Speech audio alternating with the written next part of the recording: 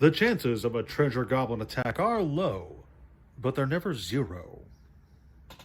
Hey kids, welcome back to the channel. I'm Uncle Frank, and I hope that you are having a great day. So, let's say that you've been a dungeon master for a little while now. You've had a few weeks worth of sessions, your players are comfortable with each other and you. Everyone kind of understands their role in the party, and you've got a very nice long adventure planned out for them to enjoy. And finally, it happens, and your players go off script to go do their own thing. If you're a relatively new GM, this can be a devastating occurrence. You can have the most well thought out, well designed adventure ever, and it won't matter one lick if your players decide to just screw off and do some random murder hoboing in the countryside.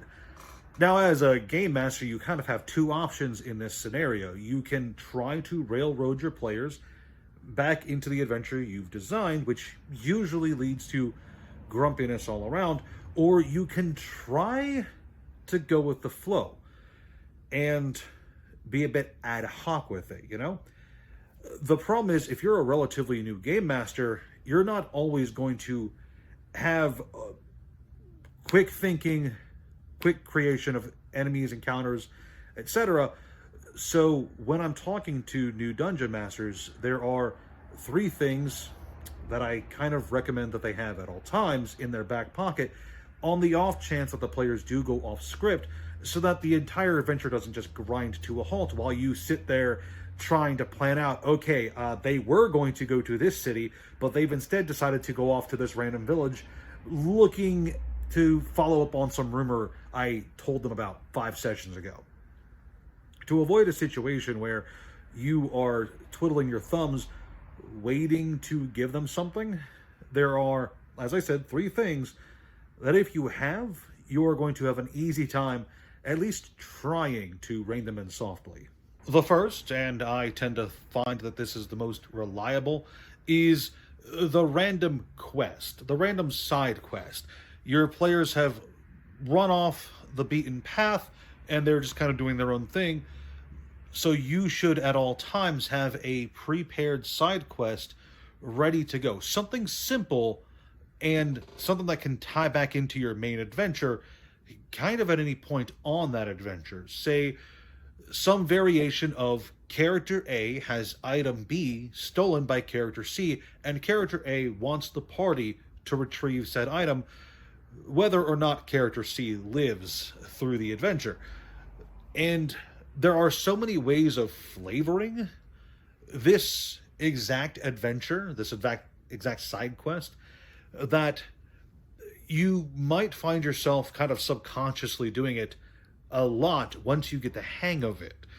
You know, there's so many examples I could think of. Your players have entered a town, and instead of going to the local inn to meet with their contact, they decide to scoot around for a bit. And as the rogue is going through the market stalls trying to, do that thing that rogues do, he bumps into a poor little flower girl who has had her priceless basket stolen by a member of the local thieves guild, who happens to be employed by the sorcerer who's secretly trying to run the town behind the scenes that the players are supposed to be looking into.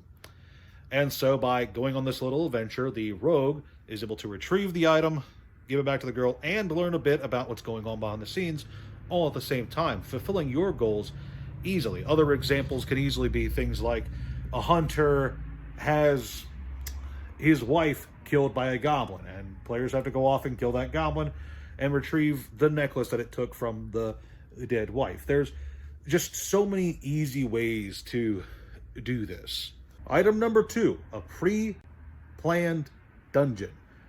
Always have an extra dungeon in your back pocket. I cannot stress this enough.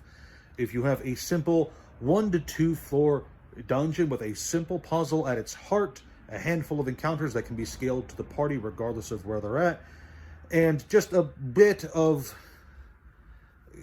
customization in terms of its layout, etc., you are going to have a handy tool that you could use in virtually any instance. like I said before, the party hears about some goblins. The dungeon is now a goblin cave, and it has a goblin wizard creating magic walls here and there throughout the little dungeon. The party is looking for an ancient artifact that they heard about in a rumor. Well, maybe this dungeon doesn't have that artifact, but it does have a map that leads to where that artifact was 100 years ago.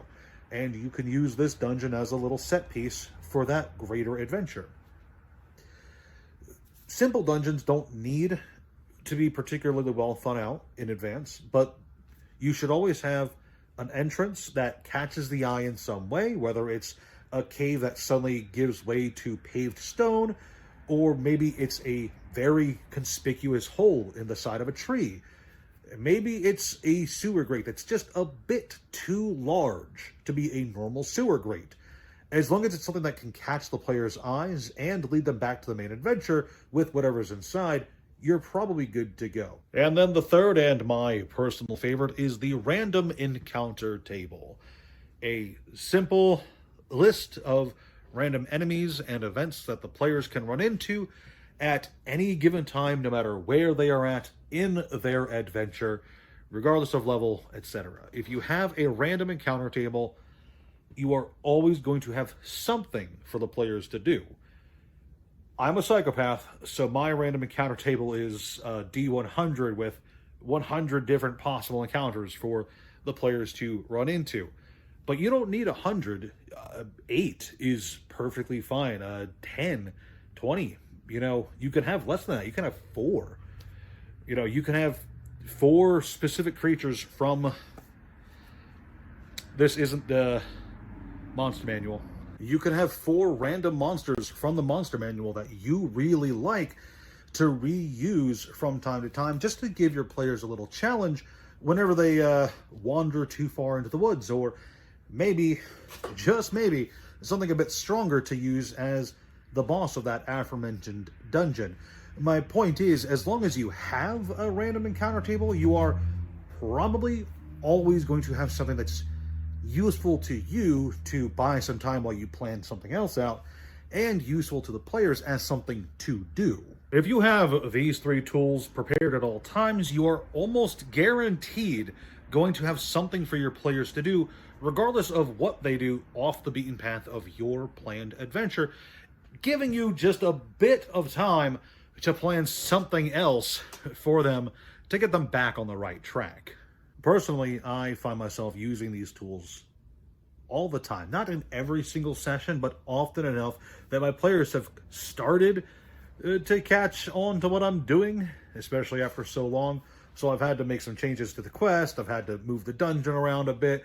But still, as long as you have some preparation for just in case, you're going to find yourself having a much easier time being a dungeon master. And that's really all I wanted to talk about today. So if you liked this video, please leave a like, subscribe, a comment, share it with a friend, all that jazz. And for every like this video gets, I will do 1 push-up in the next one. So if you want to see me healthy, hit that like button. And I'll see you kids in the next one. My previous video got 19 likes.